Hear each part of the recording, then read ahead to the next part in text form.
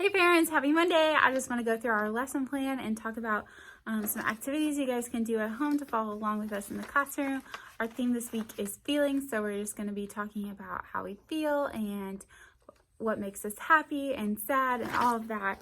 So the language and literacy for Monday is a wordless book, and if you don't have a wordless book, is just a book without words. It's just pictures explaining the story. If you don't have a wordless book, that's okay. One thing that you can do is just read the story without the words and just say what's happening. What do you think he's feeling? If you what do you think is happening in this picture, and just keep picturing flipping the pages and like explain with your child, or have your child explain what they think is happening in the story and help fill it in your own words, and just see what, especially if it's a book that they have read before, so see what they can remember from the story and fill it in their own words and describe what they feel like the story was about. The art is going to be painting a happy face, so we're just going to cut out a little circle and they're just going to get to paint it, and then we'll put some eyes on it and it'll be a happy face, and we'll talk about what makes us happy. Our social emotional is talking about what makes us sad. So for them, that's really just something simple. Does it make you happy or does it make you sad when a friend pushes you? Oh, it makes you sad. Yeah, that's why we don't push our friends. We keep our hands to ourselves.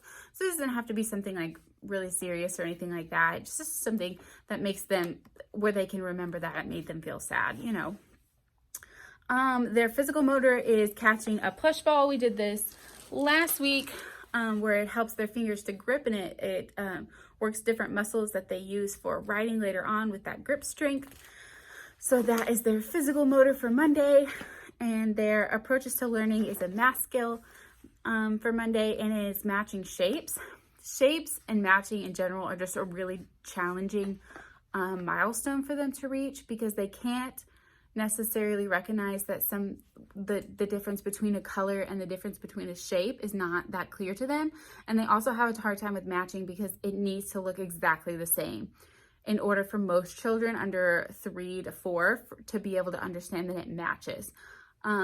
We understand that a square is like the shape, and that no matter what, a square is a square, but they necessarily don't, they can't see past it being a different color or something like that.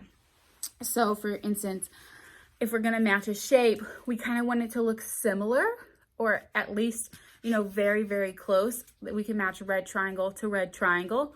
Most children should be able to do that, or you should be able to teach them that, red triangle to red triangle. They may not understand red triangle to blue triangle though. But you're just looking for them to understand a basic matching, even if they don't know what the shape is the other thing. If they can match 2 triangles, but they don't remember what the shape is and they call it a square, still counts because we're matching same and same. We can match 2 squares, and we know that these are squares, 2 yellow squares, but will you hear me that? Thank you. We may not be able to match 2 squares that look alike to another square that doesn't look alike. That to them may not be the same, and that's totally fine.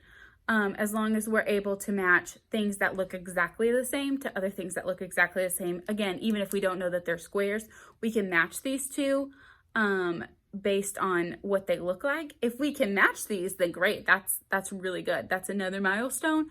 But your basic milestone is just being able to match ones that look exactly alike. So hope that helps.